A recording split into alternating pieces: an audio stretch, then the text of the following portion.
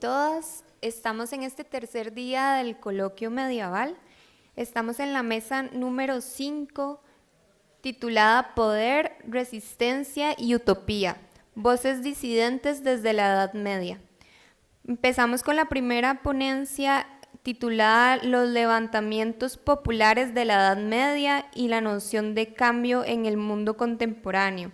Un análisis desde el humanismo socialista a cargo de Jorge Barrientos. Le cedo la palabra. Bueno, muy buenos días a todos y todas. Vamos a esperar a que se vayan acomodando ahí y a poner la presentación. A ver si podemos ir arrancando. Bueno, muy buenos días, a todos y todas. Espero que se encuentren muy bien en esta mañana de fría, oscura, gris, de Halloween, 31 de octubre, ¿verdad? Entonces, vamos a arrancar un poquito con una mesa movida, ¿verdad? Sobre los movimientos de protesta popular y los movimientos de los levantamientos campesinos en la Baja Edad Media, ya en la época más decadente del sistema medieval. Este trabajo pretende de alguna manera, tal y como no voy a decir nada demasiado nuevo, ¿verdad?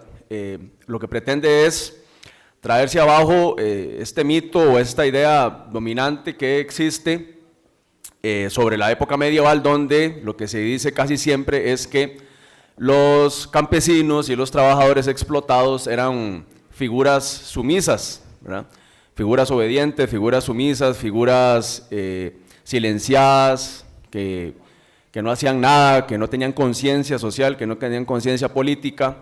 Y por el contrario, lo que vamos a ver a continuación con una serie de libros que voy a recomendar que si a alguien le gustan estos temas, pues los revisen. Lo que vamos a ver a continuación es que lejos de la idea de una época medieval donde durante 1200 años nunca hubo disidencia política y nunca hubo protesta, nunca hubo levantamientos, en realidad sí hubo una gran cantidad de presión política para traerse abajo el sistema dominante.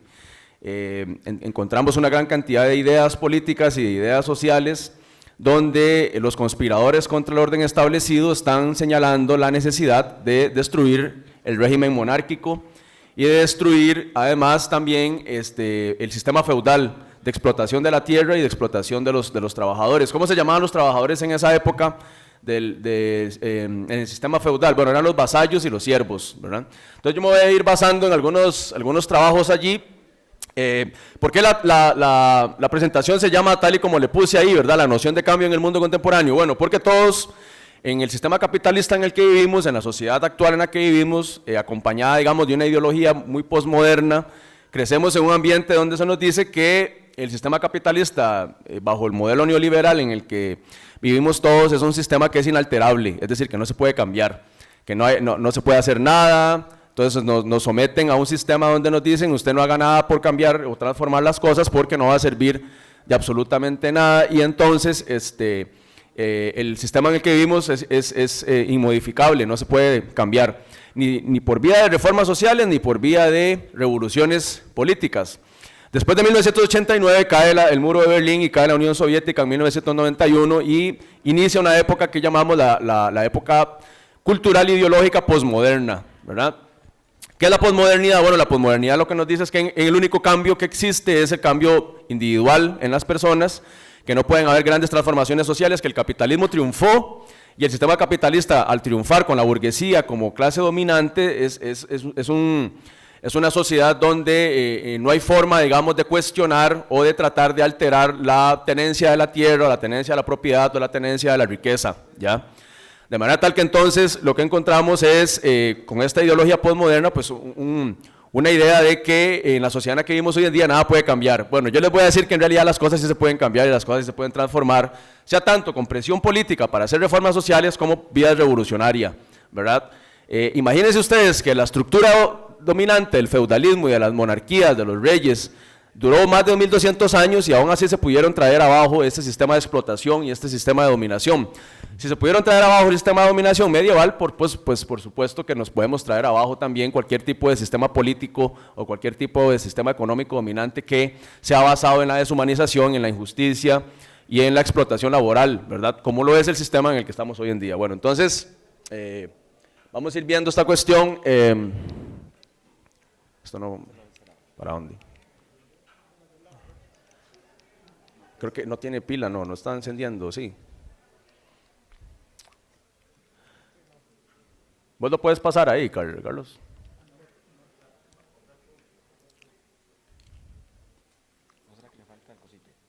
Es que no se enciende la luz. ¿Será que está con...?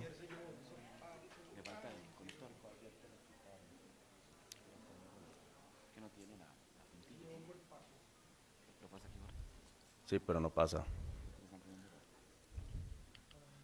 Ahí. Ahí ahora. Bueno, entonces, ¿por qué estudiar y hablar de estos temas? Bueno, básicamente yo lo que voy a tratar de hacer en el poquito tiempo que me queda es plantear que esta idea de noción de cambio y de transformación de la realidad social parte de un análisis de los historiadores marxistas británicos principalmente, pero también voy a citar algunos historiadores marxistas alemanes y también algunos teóricos marxistas italianos. Entonces, bueno, un poco es como reivindicar la tradición marxista en el sentido de que es una de las tradiciones, de las pocas que quedan, que sigue insistiendo en la necesidad de cuestionar el orden establecido y sigue insistiendo en la necesidad de entender cómo funciona la sociedad en la que vivimos y a partir de ello tratar de buscar cambios, ¿verdad? Cambios tan sencillos, digamos, que en algún momento pensemos, por ejemplo, cómo era esta universidad hace 70 años, ¿verdad? O hace 50 años. Era una universidad posiblemente mucho más reducida, donde solo venían hombres además con dinero o con cierto nivel social, ¿verdad? Y que gracias a la protesta social y gracias a las reformas sociales, pues se ha ido universalizando el sistema educativo. A eso es a lo que me refiero, es decir, que sin protesta social no hay avances sociales y políticos, ¿verdad? De manera tal que hoy en día, por ejemplo, estamos en una universidad que cada vez abre más espacios para que más gente entre y además estamos hombres, mujeres y habemos un montón de personas de diferentes clases sociales, cosa que era impensable hace 100 años. Entonces, a eso me refiero con la noción de cambio, es decir, que la noción de cambio lo que significa en la historia es que el progreso y la prosperidad se puede ir logrando siempre y cuando exista colectivos sociales organizados. ¿Qué es lo que pasa en Costa Rica? Que somos una sociedad terriblemente y profundamente desorganizada y desclasada, es decir, no hay conciencia de clase, no hay conciencia política, no hay interés por los temas sociales y políticos más relevantes y la gente está desorganizada, a un punto tal que imagínense ustedes que Costa Rica tiene una tasa de sindicalización menor del 3%. En términos generales, revisen las tasas de sindicalización, por ejemplo, de países como Noruega, como Suecia, como Francia, como Estados Unidos, para que ustedes vean más o menos cómo está organizada la clase obrera en esos países. Entonces, bueno, justamente partiendo de eso, y esto se le fue la pila parece, pero bueno, justamente partiendo de eso es que estoy planteando esto de lo que dice Bertolt Brecht: no aceptes lo habitual como algo natural, porque en tiempos de desorden, de confusión organizada, de humanidad deshumanizada, nada debe parecer natural, nada debe parecer imposible de cambiar, ¿verdad? Lo que podríamos cambiar son las pilas del micrófono, yo creo, ¿verdad? Porque ese micrófono se está quedando como...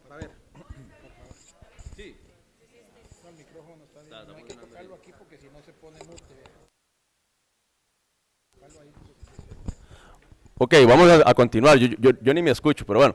Estamos planteando entonces que, por ejemplo, esto que está planteando Ursula Le Guin, vivimos en el capitalismo, su poder parece ineludible, es decir, que no se puede modificar o no se puede cambiar, pero también lo parecía el derecho divino de los reyes, ¿verdad? En la época medieval. A las personas en la época medieval le decían lo mismo: no se puede cambiar nada, y usted tiene que someterse al poder de los reyes, porque además son las familias monárquicas, y son las familias que dominan, y son las que tienen toda la riqueza acumulada, y hoy en día estamos viviendo en sociedades muy parecidas, en el sentido de que estamos viviendo en sociedades donde también hay una riqueza desbordada, y hay una riqueza acumulada en pocas manos, al punto de que, bueno, las 10 personas más poderosas del planeta tienen más riqueza que la mitad de la sociedad en la que vivimos. 10 personas tienen más dinero y más riqueza que la mitad del planeta. No sé si pueden dimensionar ese tipo de datos, ¿verdad? ¿Dónde empezamos con este tipo de elementos? Bueno, Friedrich Engels habla sobre las revueltas campesinas en Alemania en 1525, que es lo que pretenden los anabaptistas, que son los movimientos campesinos en Alemania. Lo que pretenden es tratar de hacer una reforma agraria para que se dé una repartición de tierras. En 1525 hay un levantamiento político cristiano, imagínense ustedes, son cristianos pero son revolucionarios. Y esos movimientos campesinos revolucionarios, como pueden ver en este otro libro del filósofo alemán Ernst Bloch, que es un filósofo marxista en Alemania, los años 20, años 30, hace cerca de 100 años escribía estos trabajos.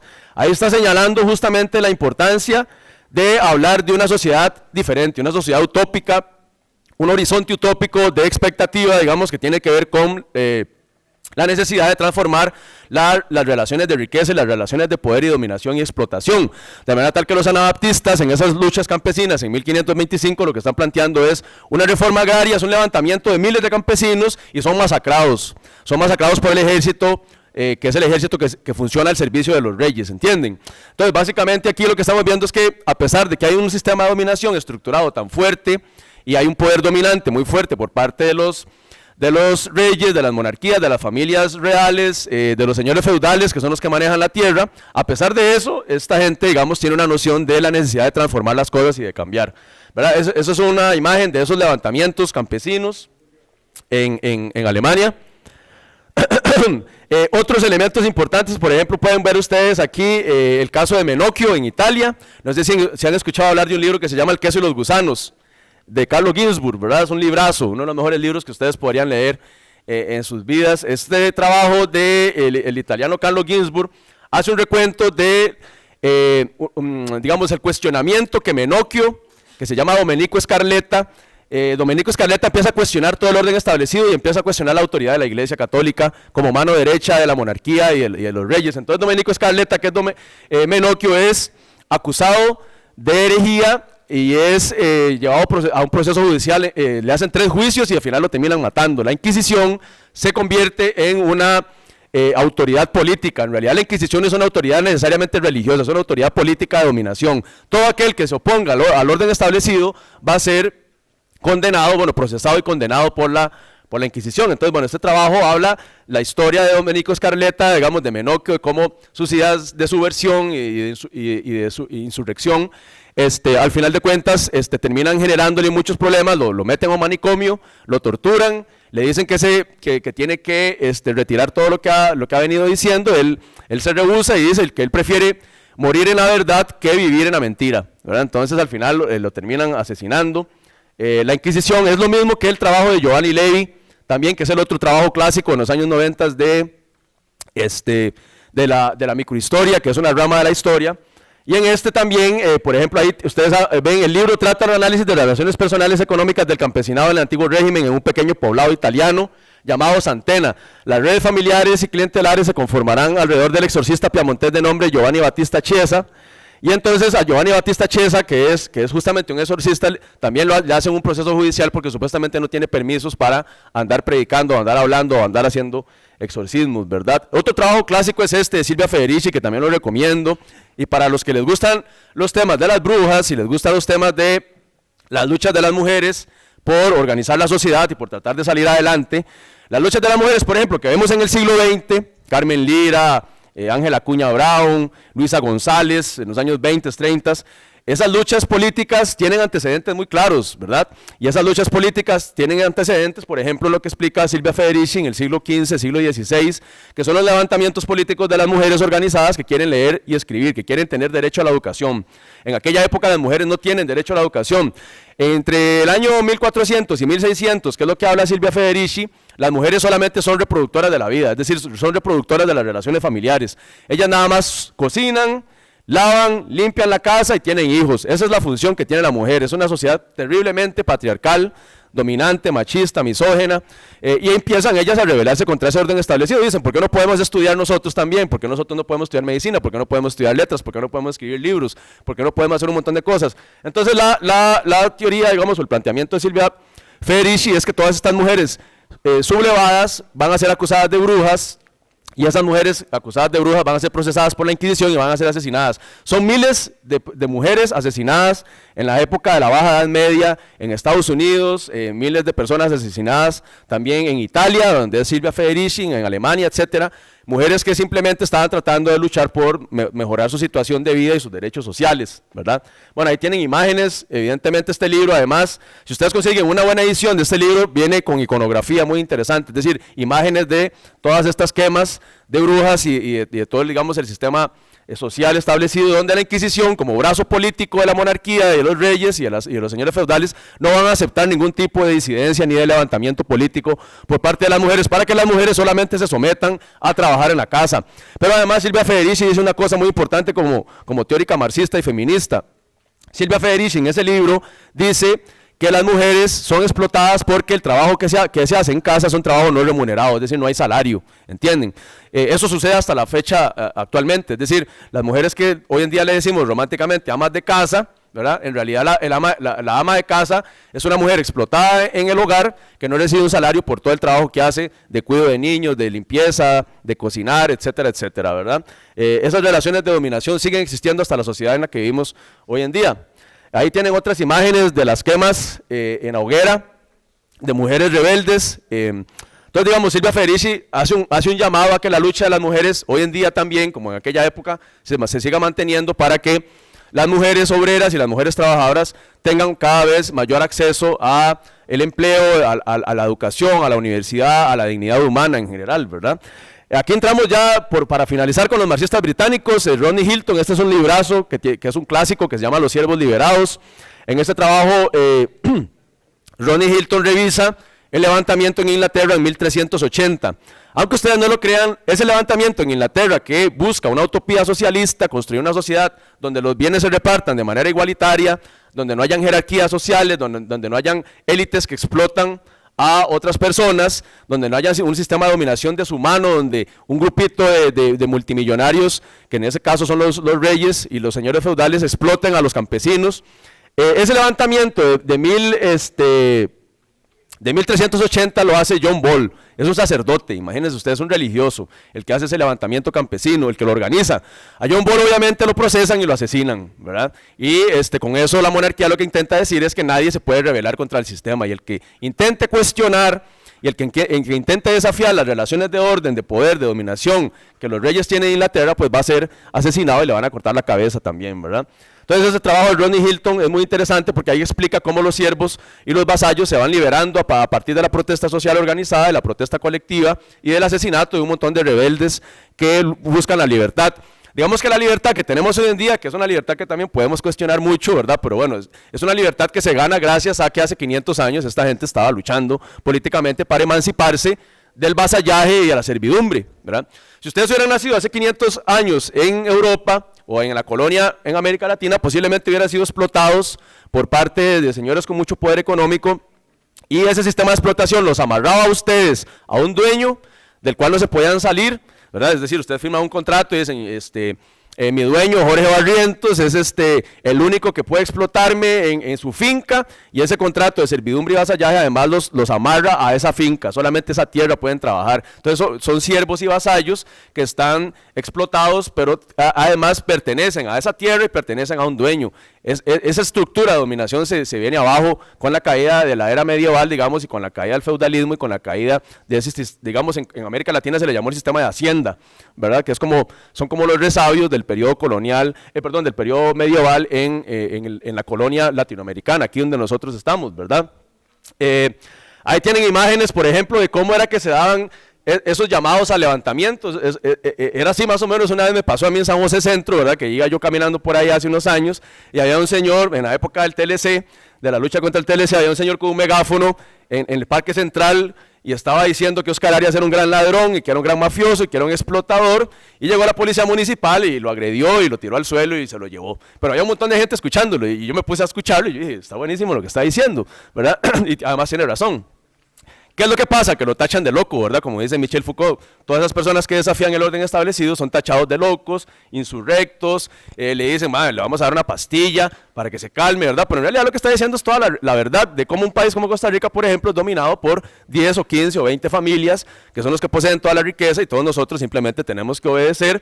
Eso es lo que pasaba en la época medieval, digamos, en las plazas públicas, en las esquinas, en los bares. Es interesantísimo los pasajes de cómo se reúnen en las tabernas a tomarse unos traguitos, ¿verdad? Y ahí se difunden las ideas de insurrección, ¿verdad? Es decir, cómo destruimos a la Iglesia Católica, cómo destruimos al poder dominante de la monarquía, cómo le cortamos la cabeza a los reyes, ¿verdad? Que es lo que termina sucediendo en la Revolución Francesa de 1789. Ahí, por ejemplo, tienen el caso de Los trabajos, este trabajo de Rodney Hilton y el de Christopher Hill, principalmente, que es El mundo trastornado y la revolución inglesa, tratan el caso del filósofo y teólogo checo Jan Hus. Ahí lo tienen cuando lo asesinan en la horca. Ese es un grabado, digamos, una imagen de ese caso. Fue condenado a muerte por darle continuidad a las doctrinas de Wycliffe, ¿verdad? John Wycliffe. John Wycliffe fue un gran revolucionario también religioso, que, por ejemplo, como ustedes ven ahí, dio paso a un grupo de seguidores que conformaron un movimiento conocido como los Lotardos. Hus fue condenado a muerte y ejecutado de inmediato, mientras que a Wycliffe lo declararon culpable de herejía y se ordenó la persecución de los Lotardos, ¿verdad? Para asesinar a todos esos grupos insurrectos. Bueno, en este libro está ese caso, y está el caso de otros grandes conspiradores contra el orden establecido. Por ejemplo, ahí el punto álgido de las rebeliones, desobediencia, cuestionamiento y levantamiento se situó después del siglo 13, 14 más o menos. ¿Saben dónde se dan los grandes levantamientos políticos? Justamente después de la peste negra, ¿ya? La peste negra va a generar un nivel de hambruna, de pobreza, de miseria, donde los campesinos van a decir, no tenemos nada que perder, nos estamos muriendo de hambre, y entonces, ¿por qué no vamos y tratamos de destruir las fortalezas de los reyes, ¿verdad? Y les cortamos la cabeza y destruimos la riqueza. A mí me parece que tenía mucho sentido. Entonces, bueno, esas rebeliones se dan justamente en medio de esa crisis económica, ¿verdad? Como pueden ver, eran protestas radicales en demandas de pan, de trabajo, de justicia, de tierra para poder trabajar, y constituyeron una alternativa coherentemente hilvanada para poder darle, digamos, acceso a la dignidad humana a una gran cantidad de sectores. Bueno, ahí yo tengo una lista de otros movimientos populares, ya no tengo tiempo para hablarlo, más adelante podemos verlo, y ahí vienen otros trabajos y otros libros que hablan de cómo se va generando la conciencia de clase y la conciencia social en las personas para entender que solo si se organizan colectivamente las cosas pueden cambiar. Y eso sigue sucediendo hoy en día. La teoría de los movimientos sociales explica que solo si nos organizamos colectivamente a través de agrupaciones podemos modificar las cosas para bien. Es decir, por ejemplo, para luchar para que la educación sea mejor en Costa Rica y las escuelas y colegios no se estén cayendo y parezcan tugurios, ¿ya?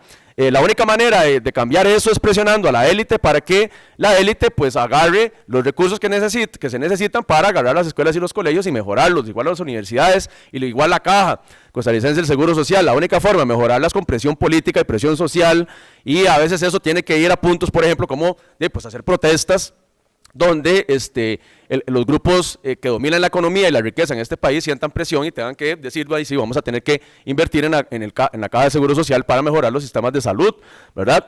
Hay un caso de Gerard Winstanley, por ejemplo. Gerard Winstanley fue un gran revolucionario también, que después lo podría hablar al final si alguien quiere que lo amplíe, ¿verdad? Pero estos trabajos, por ejemplo, de Edward Palmer Thompson, que es uno de los grandes historiadores del siglo XX, a mi gusto el mejor historiador del siglo XX, por el nivel de creatividad que tiene. Edward Palmer Thompson ahí explica justamente cómo se da este tema de el desarrollo de la conciencia de clase y la conciencia social y política para que las personas entiendan que son explotados, que son dominados y que tienen que rebelarse.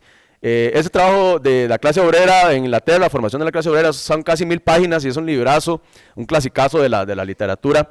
Entonces, bueno, después vienen los de Eric Hobsbawm también, que es como el que cierra esos temas, ¿verdad? Y ahí les pongo algunos otros casos de movimientos políticos, sociales, que lucharon por la justicia, lucharon por la igualdad y lucharon por un sistema más solidario, como pueden ver ahí, ¿verdad? Los cartistas, el ludismo, el puritanismo, los levelers, los diggers, los renters, los metodistas en los trabajos de Edward Palmer Thompson, los milenaristas en los trabajos de Eric Hobsbawm, ¿verdad? Entonces todos son un montón de agrupaciones políticas que conspiraron para traerse abajo el feudalismo y lo lograron, ¿verdad? Bueno, básicamente es eso, y yo les agradezco mucho su atención.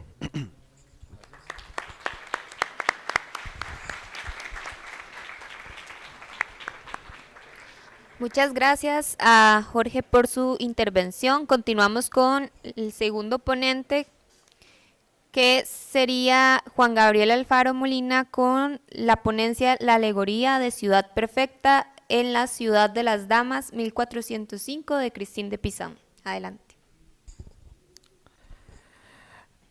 Bueno, muy buenos días a todos y a todas. Agradecer a todos su presencia, a los colegas también que han querido participar en esta conferencia, en este coloquio. He escogido precisamente como tema medieval porque siempre, bueno, yo soy filósofo, y en el medioevo comúnmente se trabaja, por ejemplo, las teorías de Tomás de Aquino, de Agustín de Hipona, de Pedro Abelardo, sobre todo conceptos que tienen que ver con los universales, particulares, ente, esencia y este tipo de concepciones. Pero en esta oportunidad he querido trabajar esta gran obra de Christine de Pizan, llamada La Ciudad de las Damas. Primero voy a hacer una introducción y luego voy a irme refiriendo a algunos criterios en relación con la construcción de la ciudad que quiere hacer Christine de Pizan. Primero, como introducción, uno de los principales temas antiguos, medievales, es el de la constitución de una ciudad, sea griega en polis y civitas en el caso de la concepción de los latinos. La ciudad es fundamental. Por ejemplo, si nosotros vamos a las obras antiguas, siempre la ética va a estar vinculada con la política, es decir, el bien individual o la conducta individual está relacionada con la conducta social, no pueden ir separadas. Precisamente desde los griegos, las ciudades son construidas bajo dos ideales, que son dos conceptos que van a utilizar los griegos, como pueden ver ahí. El primero es kalos, que significa la belleza. El tema de la civilización viene precisamente de tener una ciudad ordenada, estéticamente, también ahí entra la parte estética, es decir, que tenga zonas verdes, que tenga lugares de descanso. Tanto los griegos como los romanos se preocuparon muchísimo de que la gente tuviera una ciudad bonita, incluso las famosas termas, las termales, para que la gente pudiera ir a desestresarse y así no, pues no estar en una ciudad también como sintiéndose aprisionados o sintiéndose ultrajados.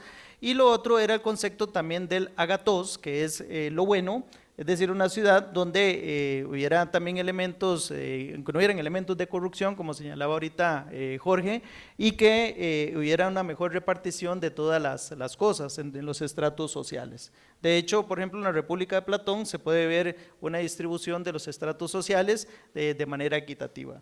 La ciudad, eso sí, hay que tener presente, está por encima del individuo. ¿Verdad? Que eso es uno de los temas que siempre se discute, si un individuo está por encima de la ciudad o si la ciudad está por encima de uno. Salió ahora en la época de pandemia, cuando se empezaron a dar ciertas normativas sociales y algunas personas se oponían, entonces volvía a ese tema, si yo no estoy de acuerdo, estoy por encima de la ciudad o si la ciudad está por encima de mí o el bien social. Para los griegos está claro que la ciudad está por encima de cada individuo, de cada persona. Y se empieza a generar también la utopía, que es un concepto en relación con una famosa obra de Tomás Moro, que es de la ciudad perfecta, pero no solo Tomás Moro, ya por ejemplo el mismo Platón hizo un intento en un lugar llamado Siracusa, con Dion de Siracusa, para establecer el modelo de una ciudad perfecta, una ciudad perfecta donde no hubiera exclusión, donde todos tuvieran lo mismo, donde no hubieran clases, donde no hubieran ultrajes, etcétera, etcétera. Sin embargo, Platón incluso lo llevó a la práctica, lo intentó, pero no le fue muy bien. De hecho, en una de esas experiencias hasta terminó preso, terminó encarcelado más bien, que es el concepto que se utiliza hoy, o privado de libertad. Tuvo que ser rescatado por un amigo suyo que pagó una cantidad de dinero para liberarlo de esas circunstancias, porque meterse en los temas de poder es una cuestión bastante compleja. Es decir, la persona siempre sale rascando porque tal vez se quiere hacer algo bueno por la ciudad, pero las personas que están están mandando en la ciudad lo ven como un peligro, alguien que está atentando contra el sistema. Entonces se crea esta pregunta, que es la que va a partir precisamente Christine de Pizan: si es posible una ciudad perfecta y si esta ciudad es inclusiva en todo el sentido pleno de la palabra, En el caso concreto de Christine de Pizan, cuando habla de una sociedad inclusiva, tiene que ver dónde incluya concretamente a las mujeres, ahora que Jorge hablaba también de Silvia Federici, se está refiriendo a este tipo de inclusión donde las mujeres históricamente habían sido vetadas. Durante más de 30 años, voy a pasar por acá, durante más de 30 años, de 1398 a 1429, la obra de Christine de Pizan estuvo centrada precisamente en la mujer, y aquí hago una memoria de algunas de estas obras. por ejemplo, una que se llama Epístola al Dios Amor. O sea, recordemos que en la época medieval era muy difícil que alguien dejara el tema de lo divino, porque bueno, estaba también la Inquisición por ahí rondando, entonces cualquier cosa había que meterle algo de Dios, ¿verdad? Para que sonara bonito y para que quedaran contentos todos, ¿verdad? Es una cuestión bastante diplomática. Luego también las cartas de la querella del Román de la Ruz, de 1398-1402, que durante el Renacimiento también se llamará querellas de Fem. La ciudad de las damas, que es la obra que me estoy refiriendo, El tesoro de la ciudad de las damas, que es una obra posterior. En la carta de la querella del Román de la Ruz, Christine se propone como la voz del sexo femenino al criticar la obra continuada por Jean de Meun. Lo que va a hacer Christine de Pizan es atacar, digamos, si se puede utilizar esa expresión, la mayor parte de escritos medievales de varones atacando a mujeres. Es como un contraataque, ¿verdad? Y ella lo va a decir que es necesario porque en el ideal de una ciudad, si una ciudad, digamos, no se protege, ¿qué es lo que pasa? Es arrasada. Entonces, si las mujeres no se defienden, ¿qué pasa? Son arrasadas, son destruidas. Por eso tienen que levantar la voz y defender sus derechos, que es lo que Christine de Pizan quiere evidenciar. Algunos aspectos principales de la obra, evidentemente ella parte de una alegoría de la ciudad. O sea, una alegoría es la figuración de un ideal frente a los errores del comportamiento social vigente, dando una imagen de cómo sería, es el ideal, una sociedad donde se trate equitativamente a los géneros y no hubiera exclusión. Ojo que estamos hablando del siglo XIV y XV, ¿verdad? Y ya estamos con estos temas de equidad de género y donde no haya precisamente este tipo de exclusiones que todavía seguimos experimentando. El procedimiento seguido por Christine de Pizan será el de la poética medieval llamada compilatio. La compilatio era hacer de otros textos un nuevo texto, conocido precisamente en el siglo XV, o siendo el siglo XV la época de auge. ¿Qué es lo que hacían entonces? De hecho, la obra La ciudad de las damas está llena de textos. O sea, si uno quiere, por ejemplo, buscar textos medievales, ahí van a encontrar ustedes una serie de textos, yo ahorita voy a mencionar algunos, y concretamente lo que hace Christine de Pizan es una compilación de la mayor parte de textos más patriarcales o machistas, pero si podríamos utilizar esa expresión, donde degradaban y ponían a la mujer, digamos, como villana, incluso hasta como un ser demoníaco, como era la visión medieval. La autora entonces utiliza dos técnicas, así lo dice ella. Bueno, estoy citando del libro de ella, ¿verdad? Evidentemente, de La ciudad de las damas, que es la construcción de una ciudad desde la reescritura o reconstrucción de la historia de las mujeres, y estas serían las dos técnicas, reformulando, entonces diciendo, bueno, si por ejemplo Boccaccio en Decameron decía que las mujeres eran peligrosas, yo voy a reformular y decir, no, las mujeres no son peligrosas, sino que las mujeres es lo mejor que le puede pasar a una sociedad, pues si no hay mujeres, pues no hay seres humanos y no hay generación, etc.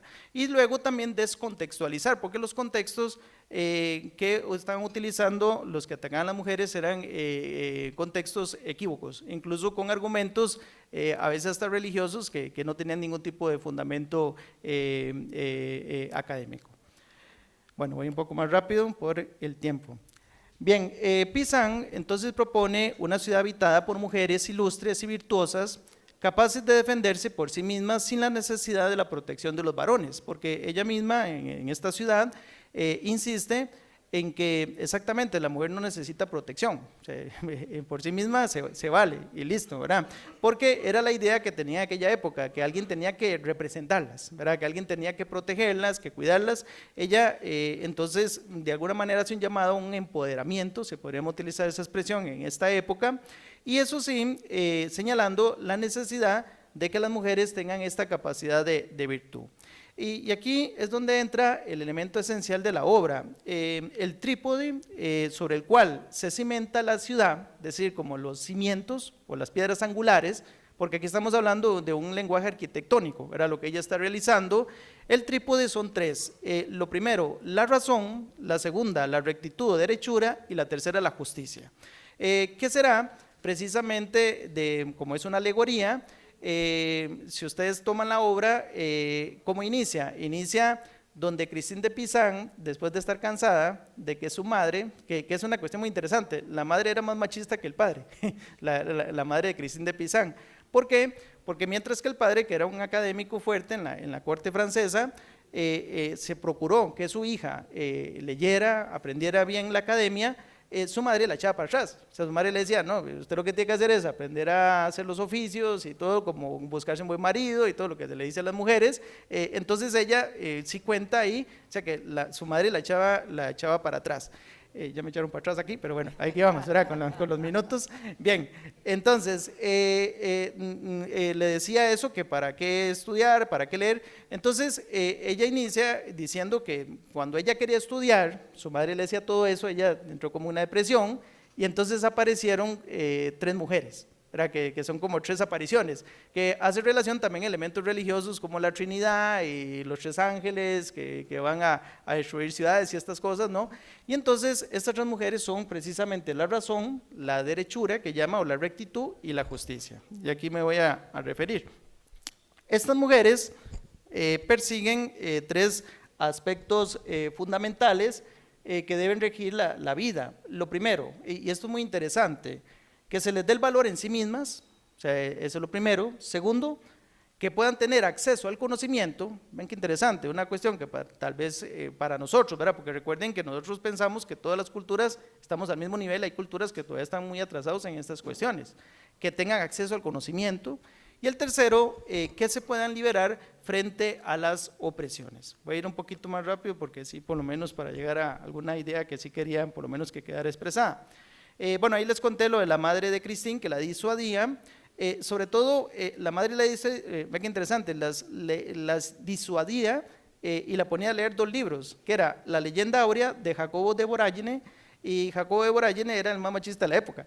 Entonces le ponía a leer esa leyenda áurea diciéndole eso, ¿verdad? Que exactamente el papel, el rol de la mujer y todo demás. Y lo otro, el libro de la época, que era la Biblia, ¿verdad? Entonces le decía, léase la Biblia, que eso es lo único que tiene que leer, ¿no?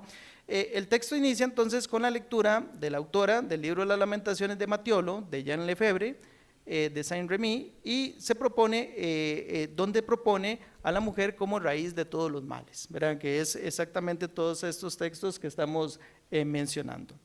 Luego, quería hacer esta relación.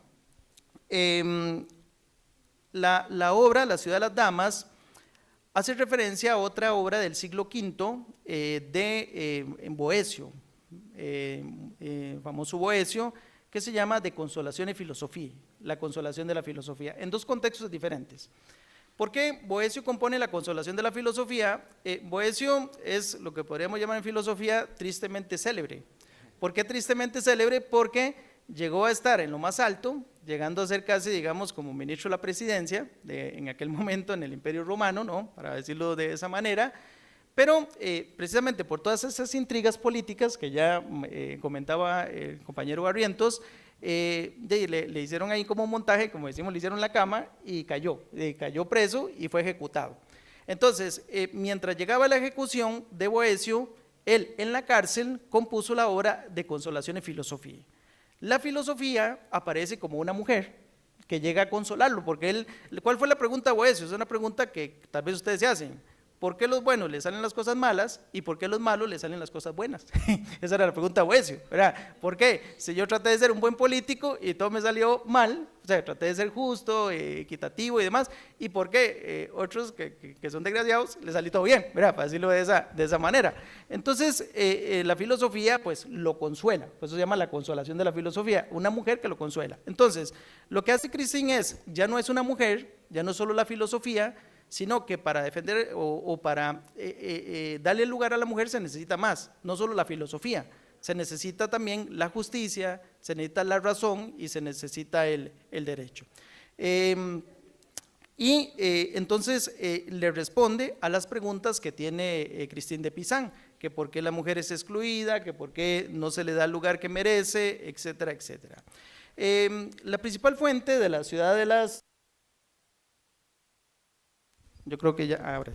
La principal fuente de la ciudad, yo mismo me callé, es interesante. La principal fuente de la ciudad de las damas es el de Claris Mulieribus, de Boccaccio, también, no solo el de Cameron también trabaja mucho el tema de la mujer, por lo menos así lo dicen las comentadoras de Christine de Pizan.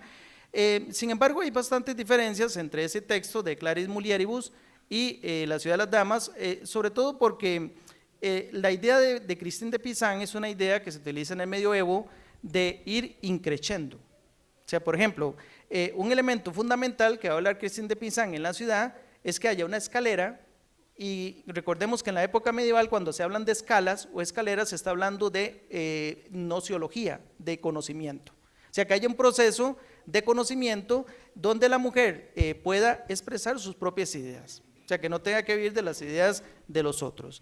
Que eso es diferente a lo que decían de Claris Mulieribus Boccaccio. Boccaccio sí decía de que la mujer tenía que pensar como decían los otros, de alguna manera. Y el otro, también, a diferencia de Christine, que elogia también la belleza, la fuerza de la mujer, Boccaccio desconfiaba de la naturaleza femenina. Entonces, ella quiere evidenciar esto. Y ya voy a ir terminando. Ajá. Se trata entonces de reintegrar esta visión de la mujer y también igual, mientras que Boccaccio quería regresar a un estado primitivo, a una cierta vivencia de la tranquilidad de las cosas, Christine de Pizan hacía una convocatoria al perfeccionamiento del ser humano. Voy a pasar unas acá porque ya vi que no me va a dar tiempo. Nada más quería destacar algunas cositas. Bueno, es que aquí, donde dice los criterios de la ciudad, ella empieza, y es muy interesante en la obra, empezar a ver cuáles son los elementos de la ciudad. Sé qué elementos tiene que tener esa ciudad. Por ejemplo, ella habla de la muralla. La muralla busca constituirse exactamente en la voz de las mujeres frente a las visiones misóginas de la época. Entonces, si ustedes van a leer la obra, si la leen, digamos, como un cuento, le parece interesante, pero es más interesante si uno empieza a individuar cada uno de los significados que ella da, ¿verdad? Por ejemplo, de los edificios, de los parques, qué significa cada cosa, y todo va precisamente con algún elemento que tiene que ver con la defensa de la mujer, por ejemplo, lo que les decía antes de las fortificaciones. Y otro elemento que quería señalar, la razón, es que paso aquí y pienso que ya está ahí, aquí, ahí, gracias. La razón, por ejemplo, le daba a ella una azada para acabar, o sea, porque la labor de ella era construir esta ciudad ideal, esta ciudad utópica, inclusiva, y entonces le da ahí para ir haciendo los huecos, digamos, donde van a ir las fosas, donde van a ir las simientes. Y entonces ella dice esto, y lo primero que saca de ese pozo con el asa, o sea, digamos con la pala, ¿verdad? Que está haciendo, es de su inteligencia, él hace preguntas sobre el motivo de los hombres que degradan y humillan a las mujeres. Entonces, lo primero que hay que acabar es eso, o sea, ¿por qué hay una humillación? ¿Por qué hay una degradación de la mujer por parte de los hombres? Ella se hace esa pregunta, como decía antes, como decía Boecio, preguntando por qué pasa esto. La razón le respondía, ella preguntaba, ¿se hace por naturaleza o se hace por aprehensión? Entonces, la razón le dice, por naturaleza no puede ser, o sea, porque parten del criterio de que todos nacemos buenos. Lo que afirma Christine de Pizan es que es por un tema de formación cultural, o sea, una mala formación cultural que hemos tenido, que nos hemos estructurado, entonces que se ha acostumbrado a generar ese odio hacia la figura femenina. Y me voy aquí nada más a las conclusiones, antes de que me maten. Entonces, ella en las conclusiones, bueno, ahí está la arquitectura, habla de recintos. Precisamente toda ciudad para inclusión de la mujer debe tener esos recintos, que sea una ciudad razonable, que deje pensar a la mujer, que le dé su lugar como pensadora, como aquella que genera ideas, que no se oculte detrás de un hombre, como sucedía en la época medieval, que las mujeres publicaban con el nombre de sus esposos, porque si no el texto no tenía cierto valor. Lo otro, en relación con la imagen de la derechura o esta representación, que también tuviera la capacidad de medir, porque por ejemplo cada imagen o cada aparición traía algún signo. Por ejemplo, esta traía como una regla para medir, para medir cuáles son exactamente qué es lo justo, qué es lo injusto, es la parte ética, y finalmente llega, ¿qué pasó ahí? No, queda una, pero no sé qué pasó, ahí, esa. Y finalmente la justicia, que es exactamente la obligación de juzgar, distribuir y devolver a cada uno según su mérito. Entonces, lo que ella hace ese llamado al final es a no ver el género, no ver si es hombre o mujer, sino al mérito de la persona. Es decir, si la persona se está ganando ese lugar y si está precisamente dando los motivos para merecer el lugar que ocupa. Esto sería.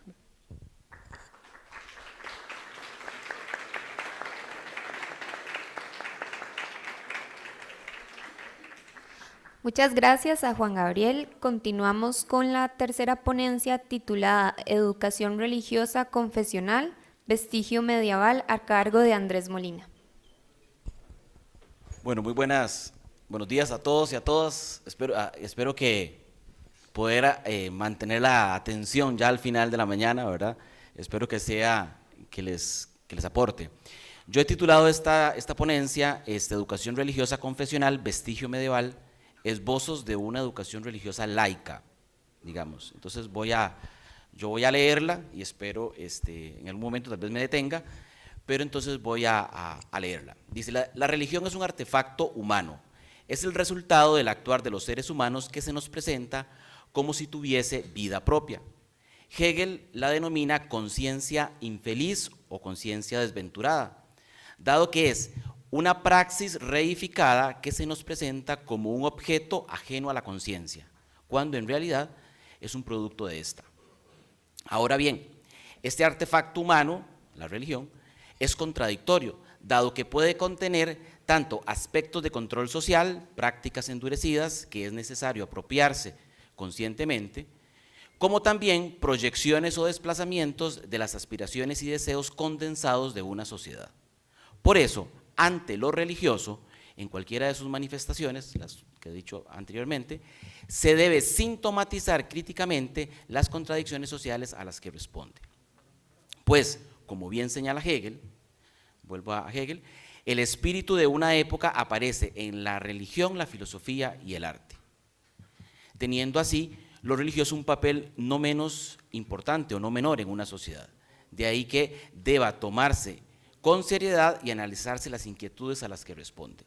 Dicho rápido, en Hegel la religión es vista tanto como una especie de artefacto de control que hay que emanciparse, como un espacio donde hay elementos o aspiraciones humanas. Tiene una concepción como dual, tiene las dos cosas, es contradictorio. Por eso, la tarea que la filosofía debe tener ante lo religioso debe alejarse tanto de la mirada creyente como del desdeño y transitar hacia un abordaje sintomático que la trate como lo que es una praxis que no ha alcanzado el para sí. Esto en conciencia de Hegel, el para sí es cuando un objeto que los seres humanos, cuando yo nazco, la cultura me aparece como objeto aparte de los seres humanos. El para sí es cuando yo descubro que eso lo hemos creado nosotros. O sea, el lenguaje que nosotros usamos, cuando yo nazco me aparece como un objeto independiente del ser humano, pero cuando lo pienso, la humanidad a través de la historia lo ha producido. El para sí es cuando me lo apropio. Ese es el caso de la religión. Pero que contiene formas de,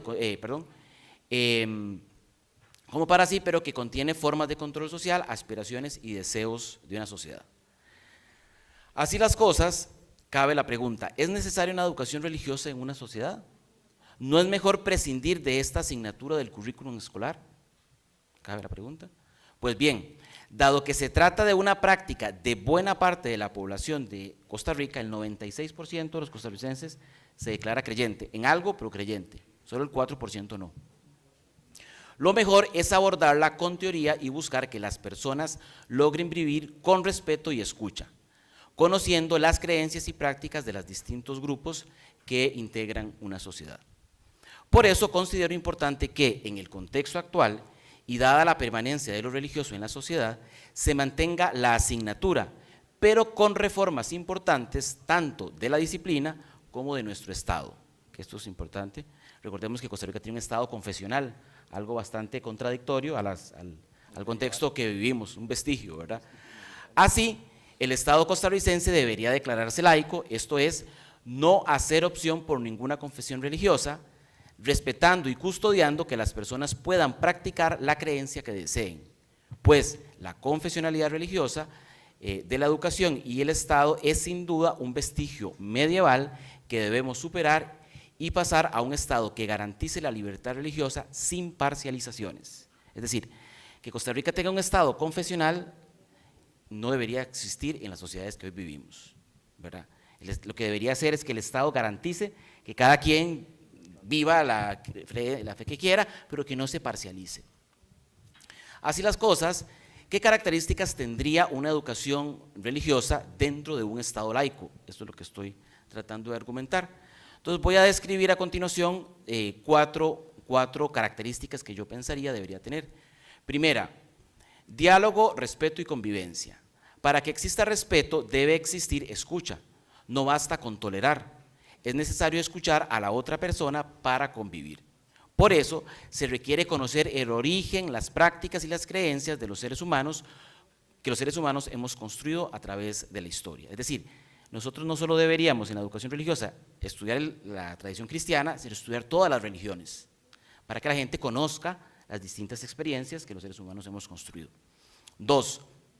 Estudio de las religiones de los pueblos originarios. Como bien recuerda Walter Benjamin, si el enemigo triunfa, ni siquiera los muertos estarán seguros. Y en América Latina esto se cumple al pie de la letra, ya que nuestro presente sigue triunfando sobre los muertos del pasado. Y dado que tenemos una deuda con nuestro pasado, es necesario que estudiemos y reconozcamos las visiones de mundo, prácticas y creencias que la conquista y la colonia barrieron a sangre y fuego. Eso es muy importante. No es posible que como sociedades periféricas sigamos forcluyendo es un concepto del psicoanálisis lacaniano, que dice como un significante que se olvida, que sigamos forcluyendo nuestro pasado. Por eso, una educación religiosa laica debe dar la importancia que se merecen a los pueblos vencidos de la historia. Por dignidad y honradez histórica, debemos recordar los dioses del presente, del pasado, que el presente sigue, olvidando. Debemos revolver los escombros del pasado. Como buenos arqueólogos de la historia, debemos volver a esos restos de nuestro pasado y estudiarlo en una educación religiosa laica. Es decir, deberíamos estudiar en educación religiosa las creencias de los pueblos originarios. No los conocemos, ni siquiera, ni los nombramos. 3. Estudio de experiencias religiosas de resistencia. Esto un poco relacionado con lo que se ha dicho. Como ya he mencionado, lo religioso es un artefacto humano contradictorio. Esa es quizá la definición más práctica. Pues puede contener experiencias reproductivas, disciplinarias del orden social, el control de la sexualidad, por ejemplo, es uno, como aspiraciones, deseos y prácticas de emancipación. Por eso el campo religioso está atravesado por el poder. Hay prácticas religiosas aceptadas y promovidas, mientras que otras se proscriben y condenan. Pensemos en el vudú en la Revolución Haitiana o en la teología de la liberación de mitad del siglo pasado que exponía Jorge. Ambas son prácticas religiosas, pero al servicio de la resistencia. Es por lo que aspectos como estos deben estar presentes en una educación religiosa laica, dado que son parte esencial de nuestro pasado. Es decir, deberían tener estas experiencias religiosas de resistencia, deberíamos estudiarlas. Y por último, una educación religiosa laica debería tener un respeto por la memoria. América Latina está atravesada por figuras religiosas, prácticas y ritos que divinizan figuras o procesos históricos que representan lucha y resistencia. Cito algunos: Macandal, por ejemplo, el Gauchito Gil, la Santa Muerte, son figuras religiosas. Nada más y nada menos que Diego Armando Maradona, que cumplía años ayer. Los jesuitas, sí, porque Maradona es un signo de resistencia, por eso es Dios, porque significa la divinidad, ¿verdad? Por eso es tan importante la figura de lo religioso, y por eso Maradona es Dios, porque, como dice Durkheim, lo sagrado es lo que no se toca, y Maradona se diviniza porque le devuelve la dignidad al pueblo argentino. Es un acto que dignifica, un acto en el fútbol, pero que dignifica al pueblo argentino de frente a la guerra de las Malvinas. Entonces, por eso se diviniza, ¿verdad? nos traen a la memoria eventos de lucha y resistencia, procesos de lucha que el poder se esfuerza por olvidar. Esto es muy importante, ¿verdad? Entonces, una educación religiosa debería de retrotraer esas figuras de resistencia. Continúo. Problematizar lo religioso. Es por lo que, más que plantearnos una educación religiosa sí o educación religiosa no, debemos preguntarnos cuál educación religiosa se promueve y cuál se proscribe. Pues esto es una manifestación del poder. Uno que puede reproducir el orden social, que se esfuerza por contar una historia reconciliada, una historia en donde el conflicto y las luchas son olvidadas. Y rescatar las formas de resistencia religiosas de nuestro pasado, las creencias olvidadas, debe ser parte de una educación religiosa laica, puesto que una característica de los seres humanos, vuelvo a la idea, es que divinizamos, producimos dioses. Como bien plantea Feuerbach, toda teología es una antropología, y algunas teologías en América Latina se pueden encontrar antropologías de resistencia. Es, parafraseando a Feuerbach, que el poder se ha esforzado en olvidar. Recordemos que cuando un pueblo se impone a otro, una de las formas de dominación es imponerle sus dioses.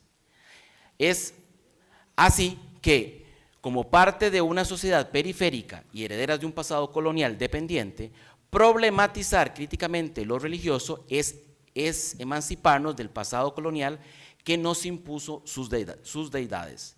Algunas siguen reinando hasta el presente, hasta los contextos actuales. Religión, otro aspecto importante de la religión como un campo de lucha contradictorio, en donde puede encontrar tanto aspectos de dominación como de resistencia. Contar con una asignatura religiosa crítica vista desde la ciencia permitirá discutir las distintas perspectivas, dando a la ciudadanía elementos críticos para que puedan tomar decisiones informadas y con criterio, no por herencia, no heredadas. Es por lo que pasar de una educación religiosa confesional como la que tenemos nosotros al estudio científico del fenómeno religioso, lejos de perjudicar la vida de las personas creyentes, permitiría una convivencia respetuosa, en donde se marquen de forma clara los límites entre creencia como opción y lo racional. De igual forma, permitirá hacer una lectura crítica a las prácticas religiosas actuales, algunas impregnadas por el individualismo, la centralidad de lo afectivo, la institucionalización y el olvido del pasado. Recordemos que la educación debe formar sujetos libres, capaces de tomar decisiones con conocimiento de causa y alcance de sus decisiones. Por eso, el Estado no debe ni prohibir ni promover una determinada creencia religiosa, sino formar sujetos con conocimiento, con herramientas críticas para entender el fenómeno religioso y elegir con criterio lo que deseen creer. Eso es lo que debemos hacer. Por otra parte, las personas deben tener conocimiento de las grandes tragedias, esto es muy importante, y conflictos que el mal manejo de lo religioso ha producido en la humanidad.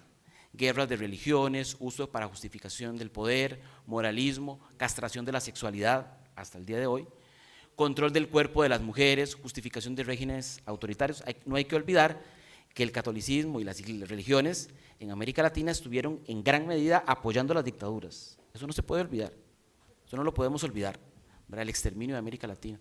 La religión, como ya he indicado, al ser conciencia desventurada, se puede convertir en una cárcel del cuerpo, parafraseando a Foucault, y de esto deben tener noticias las personas que integran una sociedad, ya sean creyentes o no.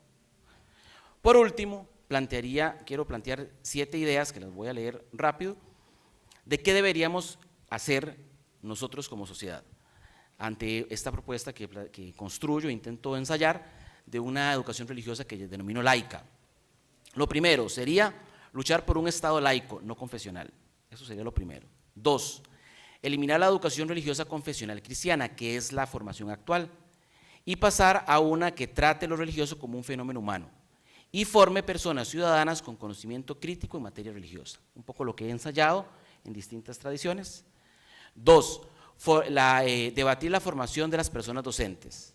Debería ser, la persona que dé la educación religiosa, debería ser una materia interdisciplinaria, con formación en filosofía, sociología, literatura e historia, planteo yo, capaces de comprender lo religioso como un proceso sociohistórico complejo.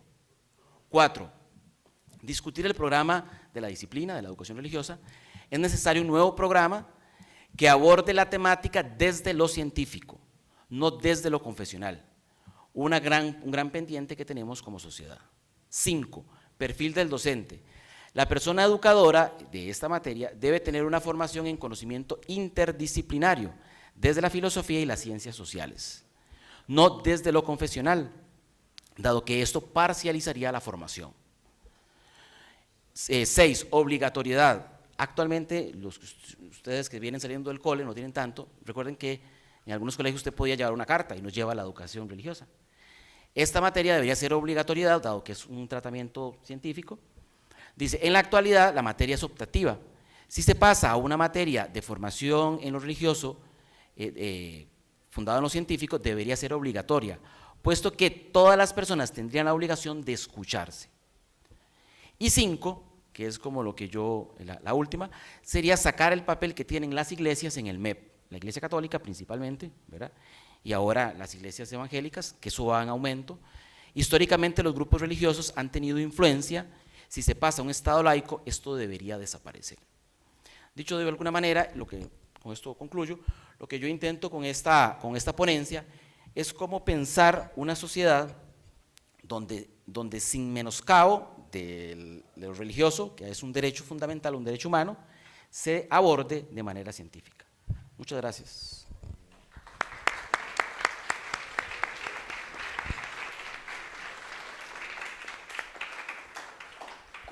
Muchas gracias, Andrés, y a los 3 ponentes por sus tratamientos tan interesantes de estos temas. Queremos abrir un espacio para preguntas. Por favor, pueden levantar la mano los que quieran hacer una pregunta o algún comentario. Ok, vamos a hacer todas las preguntas de una vez, entonces si gustan, levantan la mano para irles pasando el micrófono.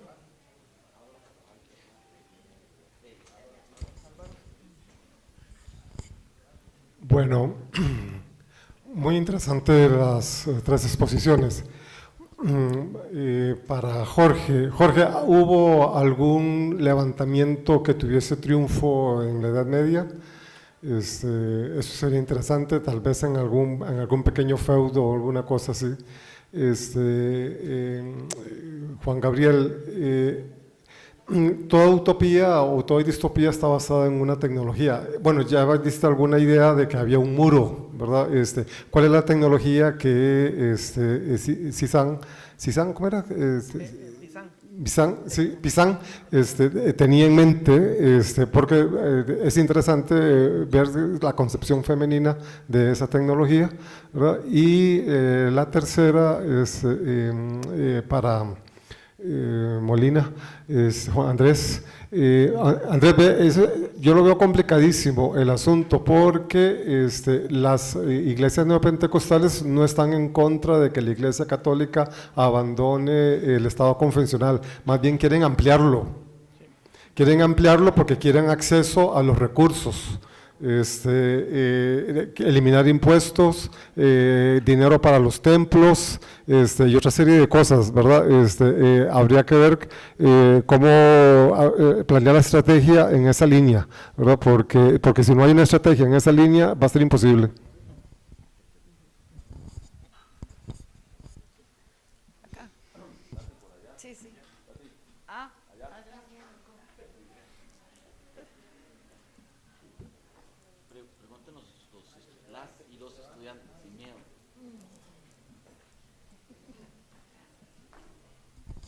Hola, buenos días. Gracias a las personas ponentes.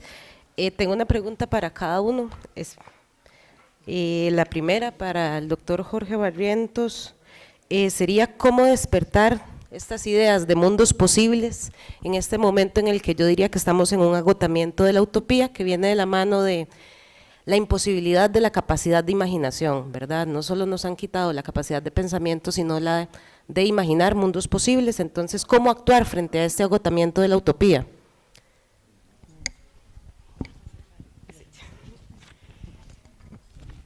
Para Gabriel, perdón.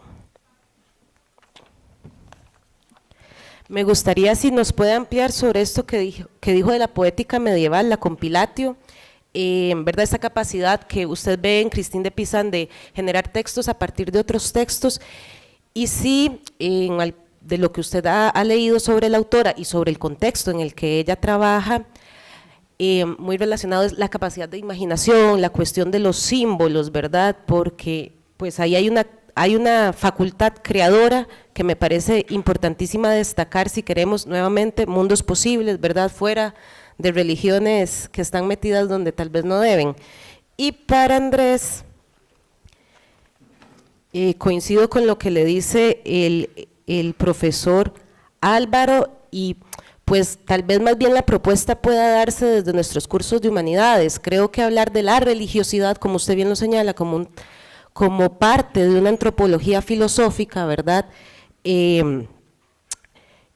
¿Verdad? Que el problema de Dios no le pertenezca a la teología, a la religión, a los tres grandes monoteísmos, sino qué tal si más bien plantearlo desde nuestros cursos, porque pues en secundaria va a estar bastante difícil abrir el fenómeno religioso en ese caso, pero más bien desde nuestros espacios. Eso sería más un comentario. Muchas gracias. ¿Alguien más?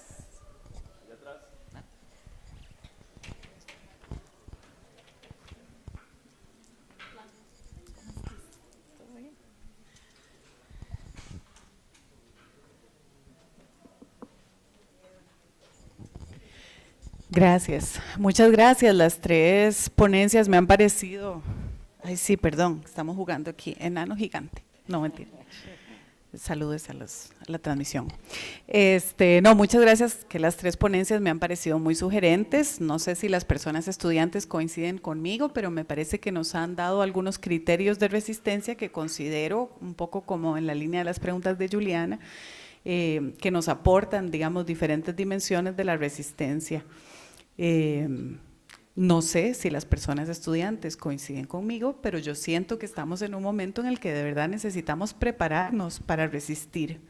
Eso no significa que estemos en un mundo nada más tortuoso y tremendo, ¿verdad? Igual que en la Edad Media, estamos en un mundo en donde la comprensión del mundo ha cambiado y ha venido cambiando de manera tan rápida que no nos ha dado chance como de responder de una manera estructurada, tal vez y sistemática, y entonces por eso sentimos como este susto, ¿no? Pero me ha parecido que los tres han dejado claves importantes de cómo construir, digamos, una posible nueva utopía, digamos, si lo queremos ver de esta manera, para poder trabajar en ese sentido. Además, me han parecido muy didácticas y oportunas las ponencias. Creo que las personas estudiantes han podido seguirles y les agradezco muchísimo ese esfuerzo, porque para esto son esos espacios también, para que podamos intercambiar, pero en un nivel en el que todos podamos aprender también. Entonces realmente era un comentario de agradecimiento nada más, tal vez después hablo con ustedes específicamente, pero quería también agradecer a las personas estudiantes que han hecho un esfuerzo por escuchar y llevarse un poco de esto, que es un ejercicio que en estos tiempos es la resistencia ya de por sí. Entonces dense cuenta que solo escuchar, querer escuchar, dejar el celular un ratito y tratar de dilucidar a partir de lo que el otro me da, ya es un acto de resistencia. Gracias. ¿Alguien más? Bueno, por ahora si quieren. Bueno, muy bien, a mí me parece que sí, efectivamente lo que tratamos de comunicar es que en una época tan avasallante como fue el periodo medieval, que duró 1200 años, es uno de los sistemas que posiblemente ha durado más tiempo, ¿verdad? Como sistema de dominación, como sistema de organización, como sistema de explotación de la tierra, del trabajo, de los trabajadores, de los seres humanos. A pesar de que ese sistema era tan avasallante y tan bien planificado y tan bien elaborado, es una ingeniería social piramidal muy bien elaborada, como la del capitalismo de hoy en día. Igual fue muy cuestionado, hubo una gran cantidad de expresiones y de manifestaciones de resistencia política y de resistencia social, y al final se trajeron abajo esa estructura de dominación, ¿verdad? digamos que de lo que planteaba el profesor Álvaro, levantamientos que triunfaron, bueno, fueron pequeños avances, ¿verdad? Lo que generaron estos movimientos políticos, el de John Ball, por ejemplo, en 1380, que es el que estudia Rodney Hilton, en el libro de los siervos liberados, John Ball lo que hace es sembrar la semilla de la disidencia y la sublevación, a pesar de que le cortan la cabeza a John Ball, ¿verdad? Y a todos los que lo acompañaron a él en el levantamiento campesino de 1380, esto se va después, va a generar una incidencia y va a generar una influencia muy fuerte para que en 1640 se dé después el levantamiento inglés, en la guerra civil inglesa, en la revolución inglesa, que es la que estudia el otro libro de Christopher Hill, ¿verdad? De los mundos trastornados, donde él estudia el ideario de cuáles son las ideas y las influencias que tienen las personas en sus imaginarios sociales para tratar de transformar el mundo, ¿verdad? En aquella época se le llamaba, tratar de trastornar el planeta, o la sociedad inglesa en ese caso, ¿verdad? Trastornarlo es darle vuelta, ¿verdad? Esos son los mundos trastornados de los que habla Christopher Hill en ese libro, con la influencia del pensamiento de John Ball y de la lucha por la tierra, por la reforma agraria, por quitarle poder a la iglesia, ¿verdad? Cuando yo hablo de las luchas contra la iglesia católica, no es necesariamente contra la religión católica, es contra las jerarquías católicas del Vaticano y de las élites, porque recuerden que también está el clero raso, el clero que está abajo, ¿verdad? El clero popular. El clero popular más bien está sublevándose contra el orden establecido, ¿verdad? E incluso tiene un conflicto con las élites de las jerarquías eclesiales, al punto de que las élites de las jerarquías eclesiales los condenan y los asesinan a través de su aparato militar y de su aparato de organización, de investigación, que va a ser el caso de la policía, ya se me fue la palabra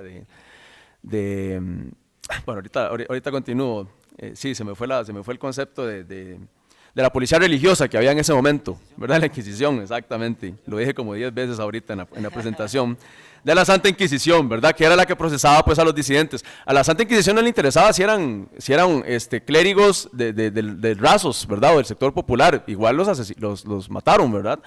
Entonces, esos levantamientos fueron generando alguna influencia. El levantamiento campesino de los anabaptistas y los mugletonianos de 1525-1930 con Thomas Monser. A Thomas Monser también lo asesinan de una manera horrible, lo torturan y lo matan, y Thomas Monser, sin embargo, queda en la memoria política y en la memoria histórica del pueblo alemán, para que después se sigan dando otros movimientos revolucionarios campesinos en la lucha por la tierra en el siglo XIX, ¿verdad? Y en la izquierda alemana del siglo XX, ¿verdad? Es decir, que la memoria histórica queda allí.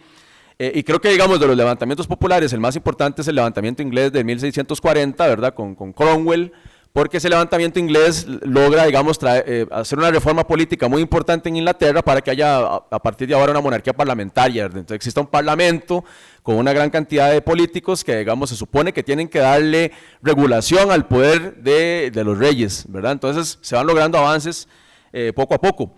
Entonces, básicamente es como eso. Yo quisiera además señalar, por ejemplo, que también en Italia, los levantamientos campesinos del siglo XVIII y XIX vienen muy influenciados por el pensamiento disidente utópico, digamos, de las obras como las que hablaba ahorita Gabriel, ¿verdad? Obviamente la más famosa de todas estas es Tomás Moro, ¿verdad? La utopía de Tomás Moro, pero también Tommaso Campanella, que escribe aquel libro, creo que es La ciudad de Dios, La ciudad del sol, exactamente, aquí lo había apuntado. El de Tommaso Campanella, todo ese pensamiento utópico lo recogen después los socialistas utópicos del siglo XVIII y del siglo XIX, Robert Owen, Graco Babeuf, todo lo que recogen los anarquistas que participaron después en la Revolución Francesa y lo que llamamos los jacobinos, ¿verdad? Y los jacobinos fundan dos grandes tradiciones de pensamiento disidente y de resistencia política, que son los anarquistas y los socialistas marxistas, ¿verdad? Dentro de los anarquistas están principalmente Joseph Proudhon y Bakunin, ¿verdad? Mikhail Bakunin, y después, vendrán otros más importantes. A mí el que más me gusta es Peter Kropotkin, ¿verdad? Porque Kropotkin es muy lúcido y muy inteligente para soñar y imaginar, como decían ahora, para imaginar una forma diferente de organización social y política donde no exista explotación, donde no exista una distribución de la riqueza tan absurda como la que vivimos hoy en día, que es obscena. Es más, es anticristiana ese tipo de organización política en la que vivimos hoy en día. Y, digamos, desde el punto de vista del cristianismo primitivo y desde las enseñanzas más básicas del de la Biblia, digamos, de la literatura. Si la gente la leyera realmente, ¿verdad? Se daría cuenta que la forma en la que estamos organizados hoy en día es totalmente anticristiano. ¿Por qué? Porque no es posible que 10 hombres, de los 10 hombres más poderosos del mundo, tengan más riqueza y más dinero que la mitad más pobre del planeta. Es decir, que 4.000 millones de seres humanos. Eso es completamente absurdo, es completamente irracional. Y estos tipos están dispuestos a arrasarnos y a cortarnos la cabeza a cualquiera que sea disidente hoy en día. Se lo están haciendo al pueblo palestino, se lo están haciendo a la gente que resiste en Gaza. Es decir, están masacrando, en este momento han masacrado más de 60.000 personas y están apenas en la primera fase de un genocidio, ¿verdad? ¿Quiénes son los que alimentan ese genocidio? Alemania, Estados Unidos, que es el que le vende más las armas al ejército de Israel, que es un ejército sanguinario, y Italia, ¿verdad? Entonces son potencias capitalistas, imperialistas, llevando a cabo un genocidio sobre los palestinos en Gaza. Y qué decir de África y lo que está pasando, por ejemplo, en Sudán, o lo que pasó en Ruanda, o lo que ha pasado en muchos otros países, Sudáfrica, ¿verdad? Es decir, el sistema en el que vivimos es, como dicen algunos autores, un nuevo sistema de feudalismo, ¿verdad? Yanis Varoufakis, el economista griego, le llama el tecnofeudalismo, ¿verdad? O también otros autores han hablado de que América Latina, por ejemplo, está refeudalizada, es decir, las relaciones de poder y dominación son completamente desiguales, profundamente injustas, al punto de que estamos superando incluso el periodo feudal. Es decir, la sociedad capitalista latinoamericana de hoy en día es más injusta y más desigual que el sistema feudal de hace 500 años, ¿verdad? Y cuando uno dice eso, obviamente todo el mundo se asusta, ¿verdad? Y además, bueno, pues a uno le pueden cortar la cabeza por decir eso también. Básicamente es como eso. ¿Qué es lo preocupante hoy en día? Ya para cerrar, que era lo que quería decir en las conclusiones que no dije, ¿verdad? Sobre el capitalismo tardío. Bueno, la sociedad postmoderna en la que vivimos, con los celulares y los tiktokers y los influencers y los youtubers, no sé, digamos, en América Latina entrevistaron a gente joven y le dijeron que lo que querían hacer eran youtubers o qué sé yo, modelos o futbolistas para tener muchos millones de colones o de dólares y vivir en la opulencia, ¿verdad? No puede ser que ese sea el horizonte que tengamos de expectativa, no puede ser que ese sea la forma de construir futuro. O sea, el futuro tiene que construirse a través de la educación, del aparato educativo, a través del estudio, de la lectura, ¿verdad? Y en ese sentido yo creo que, bueno, lo que decía Andrés es muy importante, ¿verdad? El estudio a través de la ciencia, el análisis crítico, el respeto a la diversidad de ideas, etcétera. Y bueno, hoy en día en el sistema educativo lo que estamos viendo más bien es que se está metiendo todo el pensamiento más ultraconservador, pero es un pensamiento medieval, ¿ya? Es decir, decir ahorita que en el sistema educativo, por ejemplo, va a empezar a joder a la gente que tiene aretes o que tiene tatuajes o que se pinta el pelo, que se da el pelo un poquito más largo o más corto, es un completo absurdo de nuevo, ¿verdad? Es decir, ¿acaso los tatuajes o los aretes muestran si una persona es buena o mala, verdad? Todos esos sistemas de control son absurdos y en este momento el gobierno chavista está empezando a decir ese tipo de absurdos para ganarse el voto más ultraconservador y más medieval que tiene este pobre país. Al mismo tiempo que las escuelas y colegios están cayendo y los baños de las escuelas y los colegios son como tugurios, ya donde la gente no puede ir al baño en paz porque las infraestructuras se están cayendo a pedazos por un gobierno que despedaza el sistema educativo público, ¿ya? Y lo que tienen que hacer ellos como obligación es arreglar la infraestructura del sistema educativo público, volver a dignificar a los docentes y a los profesores, pagarles salarios justos, y eso es lo que tienen que transformar en nuestro sistema educativo para ver si mejoramos, ¿verdad?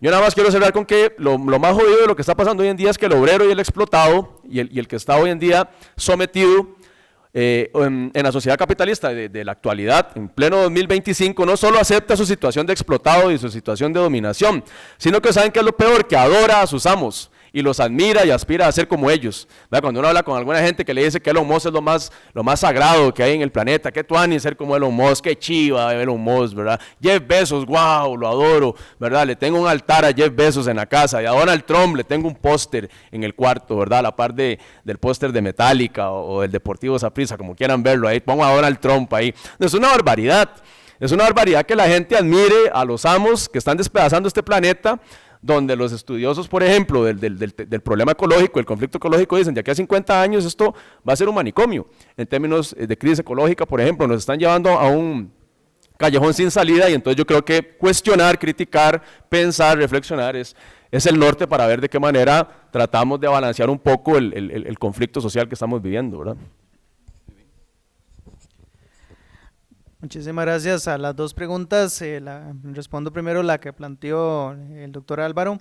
Bueno, en cuanto al concepto de tecnología, no aparece propiamente en la obra, pero sí se puede ver cuestiones de técnica, ¿verdad? Y sobre todo pensaría que pensando o teniendo el presente este ideal de la belleza, del Kalos, una de las apariciones de estas damas que construyen la ciudad o que envían a Christine a construir la ciudad es precisamente la métrica. Por eso una aparece con una regla, digamos, sobre todo pensando no solamente en la parte arquitectónica, sino pensando en la justicia también, es decir, que lo que se le da a uno se le da a otro, para que no se mida a unos con una vara y a otros se miden con otra vara. Entonces, creo que desde ese punto de vista sí podríamos hablar que ella parte de esa técnica para la construcción de la ciudad, es decir, que vaya todo en una armonía, que todos tengan, digamos, lo mejor y que sea lo más equitativo posible. De hecho, estaba buscando acá en el libro y precisamente el apartado 33 del libro es donde dialoga con la razón sobre el tema de las mujeres y la ciencia. O sea, que han aportado las mujeres a la ciencia y que pueden aportar precisamente en esta nueva ciudad. Entonces, ahí se podría profundizar, Álvaro, en este tipo de dinámicas. Pero bueno, por el momento eso es lo que podría decir. Y en el caso de la pregunta de Juliana, profesora Juliana, evidentemente ella está utilizando la técnica Compilaxio, pero lo que hace es como una investigación de cuáles son los textos, digamos, más patriarcales o más machistas y más absurdos, ¿verdad? Porque ahí empieza a citar un montón de textos. De hecho, hasta habla de uno que se le atribuye a Alberto Magno. Sin embargo, ese de Alberto Magno no está aprobado, digamos, que sea de Alberto Magno, que degradaba muchísimo a las mujeres, sobre todo incluso señalando que las mujeres eran culpables de las enfermedades de las épocas y todo este tipo de ideas. Pero lo que ella busca es que a través de los simbolismos o las imágenes, como ha señalado, empezar a destruir o deconstruir todo ese tipo de argumentos, ¿verdad? Que son argumentos que no tienen ningún tipo de fundamento. Y por el contrario, presenta a cada una de las apariciones o cada una de las mujeres resaltando a todo lo que las mujeres le han aportado a lo largo de la historia. Por ejemplo, habla de Juana de Arco también, ¿verdad? Del valor de Juana de Arco, de darse su lugar, de defender a su tierra, a su ciudad, ¿no? Habla también de esta película Ágora, ¿cómo se llamaba? Hipatía de Alejandría, la famosa filósofa Hipatía, como también construye una escuela en Alejandría, a pesar de la oposición de ciertos grupos, e incluso hasta llegando a ser asesinada, ¿verdad? Por el tema del conocimiento, de la razón. Entonces, empieza a hacer una compilación, no solamente de lo negativo, sino también de lo positivo. Es decir, de todo lo que se ha olvidado, o sea, lo que históricamente se ha olvidado del gran aporte que han hecho las mujeres a lo largo de la historia. Y el tema de las imágenes y los simbolismos son muy abundantes. Como les digo, agarrar este texto no es leerlo como de leerse una noticia de periódico o algo así, es empezar a ver qué es lo que ella quiere decir cuando habla, por ejemplo, de la métrica, cuando habla de cavar, cuando habla de poner, por ejemplo, un cerrojo, cuando habla de abrir una puerta. O sea, abrir una puerta es que abrirle las oportunidades a las mujeres y cosas así, ¿verdad? Que en cada una de las cosas que ella escribe tienen un sentido, pero de alguna manera la alegoría también yo creo que le anda rehuyendo un poco, como hacían todos los autores de esta época, al tema de la Inquisición, porque tampoco podían, por ejemplo, yo creo que eran muy inteligentes porque sabían que en la Inquisición había muchos tontos también. Entonces, lo que hacían era que dirigían un lenguaje que no entendieran los inquisidores, porque los inquisidores iban a rajatabla, mientras si dijeran algo, por ejemplo, de una cuestión dogmática, les caían de una vez, pero ellos lo hacían de alguna manera como tipo alegoría o broma, ¿verdad? O algo así como incluso hizo Copérnico, para que no pudieran decirle que estaban, digamos, violentando un dogma y no ser perseguidos en este caso. Pero Christine de Pizan fue muy inteligente porque todo lo cuenta de manera alegórica para que lo entiendan los que tienen que entender, es decir, los doctos o los académicos, y aquellos que son sencillamente perseguidores bárbaros, pues que no entiendan ni papa y se queden ahí como dice. Muy bien, yo voy a tratar de contestar a las dos preguntas, que básicamente es como lo mismo, es qué posibilidad existe de realizar esto que estoy planteando. Entonces, lo voy a citar como en algunas ideas que las apunté acá. A mí me gusta repetir una frase que a mí me encanta. Dice que no hay nada más práctico que una buena teoría. Entonces, ¿qué es lo que hay que hacer? Debatir teóricamente. Lo religioso es un artefacto humano y como tal hay que tratarlo. Es decir, hay que darle un tratamiento racional al tema de lo religioso. Y aquí yo quiero tirar como una especie de chinita. A mí me parece, cuando fue la elección de Fabricio Alvarado, mucha gente de sectores medios tenía una posición de desdeño a lo religioso. Y eso es nefasto, porque lo religioso no se desdeña, se trata teóricamente. Ya. Usted no se burla de lo religioso, por eso cuando alguien se burla de Fabricio Alvarado, eso es digámoslo bien, es estulticia. Ya, lo religioso tiene que estudiarse con teoría. Yo sí he citado a Hegel. Para Hegel es importantísima la religión, porque aparece el espíritu de la época, los conflictos sociales aparecen, ¿verdad? Entonces, y otro autor que es muy interesante, que es Durkheim, que habla que lo religioso, lo sagrado es lo que no se toca. Por eso yo les decía, Maradona es Dios, efectivamente es Dios. Ahí, con afán de incomodar. ¿Por qué? Porque es lo sagrado, es la fractura. Es como cuando usted le dice a su abuelita, yo amo mucho a mi abuelita porque es una persona muy importante en mi vida, para mí mi abuelita es sagrada. La ama tanto usted, es tan importante en su vida, que es sagrado. Entonces, primero que diría, tratar con teoría. Eso es lo primero que hay que hacer. Por eso la universidad es tan importante en la vida democrática de un país. Por eso el debate académico es tan importante en una sociedad. Sin teoría no hay emancipación, lo primero. Lo segundo, creo que hay que debatir, hay cosas que ya es llover sobre mojado. Lo religioso no tiene que estar en lo público, punto. Ya, hay que decirlo claro. Lo religioso es libertad, cada quien tiene derecho a creer, pero lo público es sobre la razón, punto. Ni la educación debería ser confesional, ni el Estado debería ser confesional. Punto. Eso no hay mucho que debatir. Es así. Porque el Estado es el aparato donde todos nos ponemos de acuerdo. Hay que ver de qué tradición nos posicionamos, ¿verdad? Pero el Estado es un artefacto construido por los seres humanos. Lo religioso, yo no necesito probar que Dios existe, yo decido creer. Punto, ya, eso es todo. Listo. Entonces, eso es otro punto central. Creo que es bastante, ya eso es llover sobre mojado. Digamos, que nuestra sociedad siga teniendo un estado confesional es un retroceso. Segundo, creo que hay que responder, y esto es muy importante, hay que responder a las necesidades humanas con política social. Y aquí, eso es una hipótesis, habría que probarla, pero mi hipótesis es de trabajo, habría que ver que el avance de lo religioso obedece al deterioro de la política social. Entonces habría que ver qué tanto la gente busca necesidades humanas en lo religioso, o lo digo de otra manera. Las señoras no tienen ya una política social buena en adicciones, porque está deteriorada. Entonces, ¿qué hace la gente? Se va a la iglesia para resolver su necesidad de adicciones. ¿Qué sería lo correcto? ¿Atacar lo religioso? No. Responder a las necesidades humanas, ¿con qué? Con política social, con educación, con salud, con distribución de riqueza, con calidad de empleo. Vivimos en una sociedad, ustedes, los que están aquí sentados, van a ser explotados. Les aviso, antes de tiempo. ¿Verdad? Si no es que ya lo son. Entonces, ¿qué es lo que nosotros necesitamos pensar? ¿Cómo construimos una sociabilidad más inclusiva? ¿Cómo generamos política social que responda de forma racional a las necesidades humanas? 3. A ver, nadie me ponga aquí discípulo de mi ley, por lo que voy a decir, ni me diga libertario, porque yo soy no soy liberal, pero lo que pasa es que el capitalismo tiene cosas maravillosas. ¿Estamos? Entonces, cito a Marx.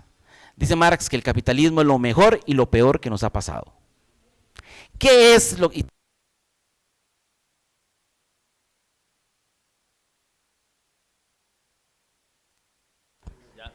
Ya, que lo que decía Juliana antes, la muerte de la utopía. ¿Qué es la gran tarea que nosotros como sociedades tenemos? Y aquí yo no estoy siendo ingenioso, quiero citar a dos autores, Ernst Bloch y también a Jemisin. Jameson tiene un texto precioso que se llama Valencias de la dialéctica, y un texto, y también Arqueologías de futuro. Jameson dice que la tarea de la utopía es cómo imaginar procesos monstruosos de la sociedad que habitamos ordenados hacia otra racionalidad. Es decir, lo pongo rápido, ¿cómo podríamos imaginar o sea, el capitalismo produce riqueza a raudales, así a cantidad impresionante. ¿Cómo generamos una relación social que esa riqueza se distribuya mejor? ¿Ya? Pongo otro ejemplo. Digamos, el tema, que esto, repito, no estoy diciendo nada ingenioso, eso lo trabaja Lefebvre, por ejemplo, el tema de la ciudad. ¿Cómo el avance del proceso de construcción podríamos resolver el tema de la ciudad con otra forma de construir las ciudades que resuelva la salud, el agua, lo ecológico? ¿Cómo imagino? O sea, las mismas posibilidades que el capitalismo produce, ¿cómo las imagino ordenadas hacia el bien común? Eso me parece genial. El texto que Frederick Jameson se llama Valencias de la dialéctica, es decir, ¿cómo imagino procesos que hoy son perversos, cómo los imagino en función al bien general? Eso me parece genial.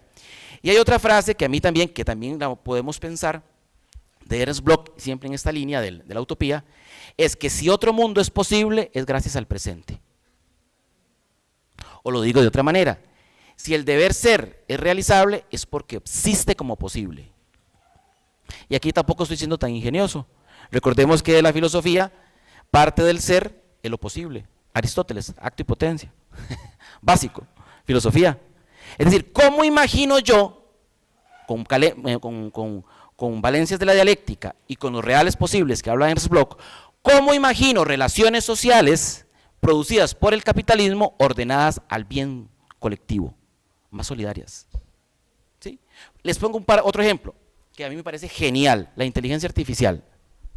Vean, la inteligencia artificial en el capitalismo que tenemos es una desgracia, es una tragedia, porque reduce trabajo, aumenta el desempleo, pero ordenado a otra racionalidad sería una maravilla, porque podríamos generar reducción de jornadas de trabajo y mantener las tasas de ganancia, de salarios. Entonces, ¿qué sería eso? Que la gente no trabaje 48 horas a la semana, sino que trabaje, no sé, 30, con el mismo salario, y la tecnificación produce. Entonces, ojo, ¿cómo imaginamos otro tipo de sociedad a partir de la presente? Eso es una genialidad. Eso es una genialidad. Y repito, estoy citando a Bloch y principalmente a Jameson en Valencias de la dialéctica. Y lo último que quería tal vez decir acá, y creo que las dos, la de Jorge y la de Juan Gabriel, nos hacen pensar en una cosa muy importante. Siempre ha habido resistencia. Lo que pasa es que para que la resistencia triunfe se necesitan dos cosas. Uno, un sujeto colectivo, eso es lo principal. Y dos, condiciones reales. ¿Qué refiero con condiciones reales? Cuando yo digo condiciones, en el momento histórico que hoy tenemos, lo que tenemos es un deterioro del sujeto colectivo. Eso es muy importante. Es un deterioro de la colectividad. A ver, y aquí quiero ser claro, por eso es importante que ustedes, los estudiantes, se politicen y piensen.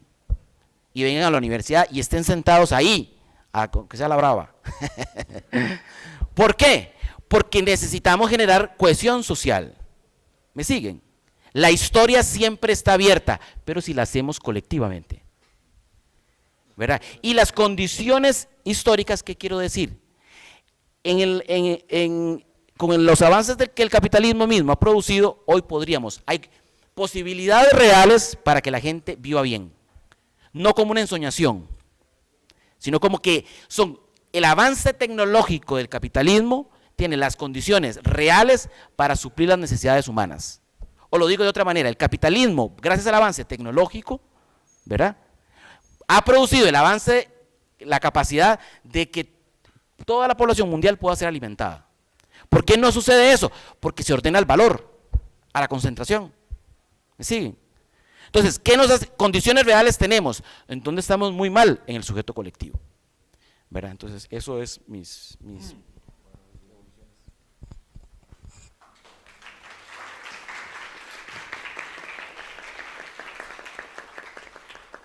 Muchas gracias a todos por su asistencia. Hay más actividades ahora en la tarde, a la 1:30 hay una mesa muy interesante, a las 3:30 es el acto de clausura y después hay actividades. Y creo que ahorita a las 11 es el concurso de disfraces en el pretil, entonces para que vayan a darse una vuelta. Muchas gracias y que tengan buena tarde.